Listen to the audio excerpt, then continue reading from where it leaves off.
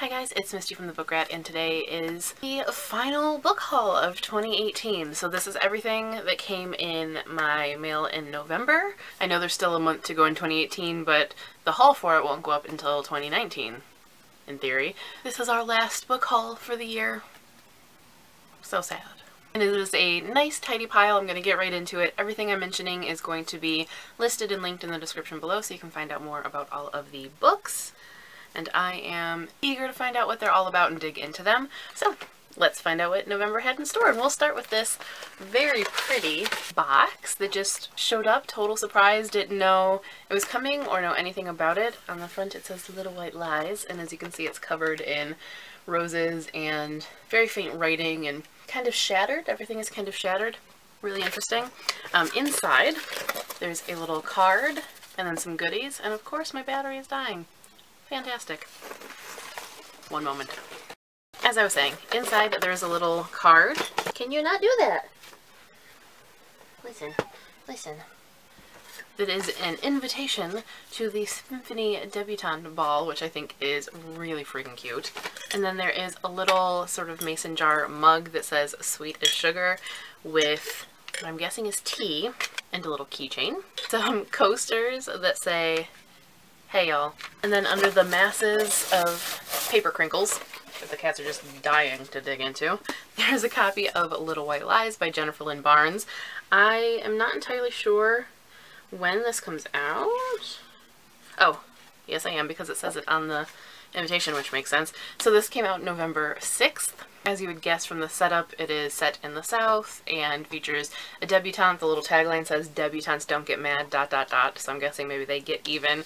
But anyway, I think the packaging, the whole setup of this is super cute. When I shared it on Instagram and Twitter, a lot of people were like, oh my god, like wanted to read it so bad, which made me more jazzed for it. So definitely want to dig into it soon.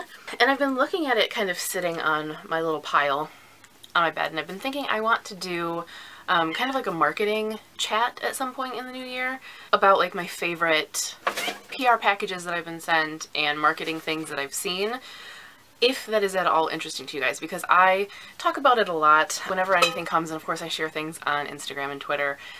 I love good packaging, I love good marketing. I understand the whole don't judge a book by the cover, and I don't judge it by the PR package either.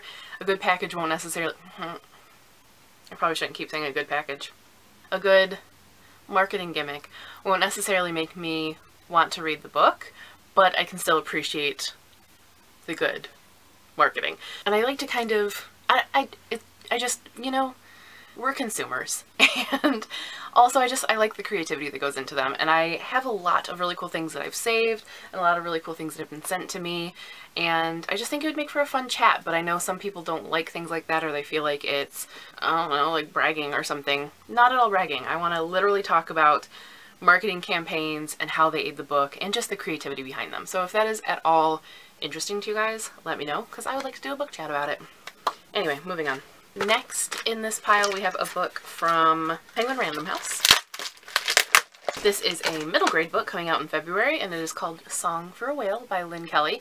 This is about a girl who is deaf, and she learns about a whale who communicates at a different frequency, and as a result can't communicate. He's trying, he's, you know, putting his whale words out there, but they can't understand him, and so she feels a kind of kinship with him because, you know, obviously it's hard for her as a deaf person to communicate in a speaking, hearing world, even though she does have this way of communicating.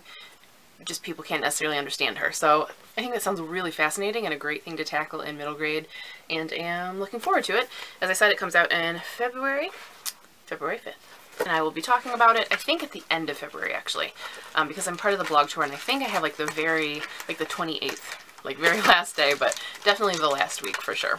But maybe if you guys are interested, I can share like a sneak peek or something before then, so let me know. Then we have Rational Creatures, which is an anthology of Jane Austen short stories with a kind of feminist bent that is edited by Christina Boyd, who, if you followed along in this year's Austen in August, you'll be familiar with because she stopped in and talked about this and was part of some of the festivities this year.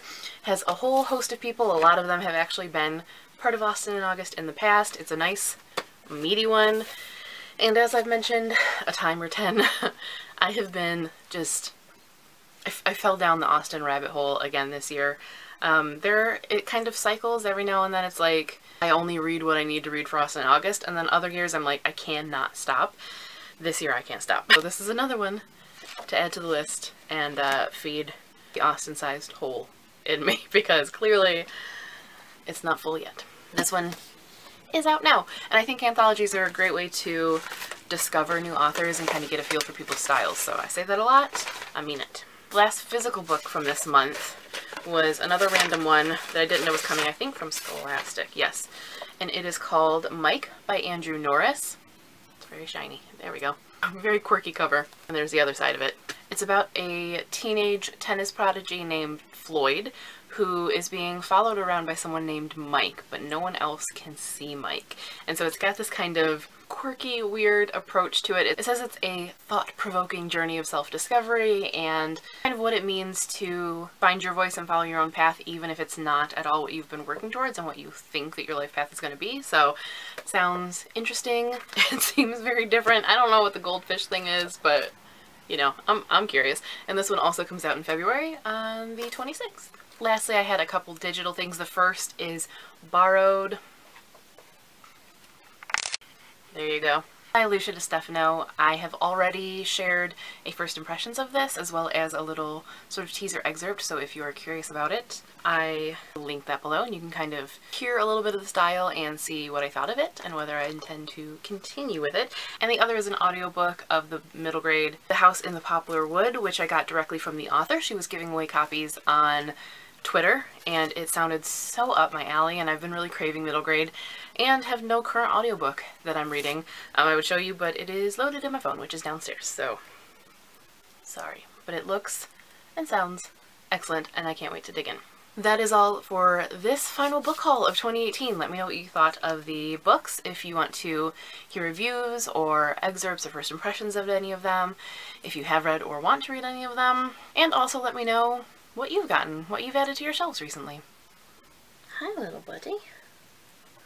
The cat of many names wants to say hi, because he won't stop touching me. But that is all from us for this book haul. Until next time, thank you guys for watching, and of course, happy reading. Hello. Hi there. Yeah, oh, you like my lipstick?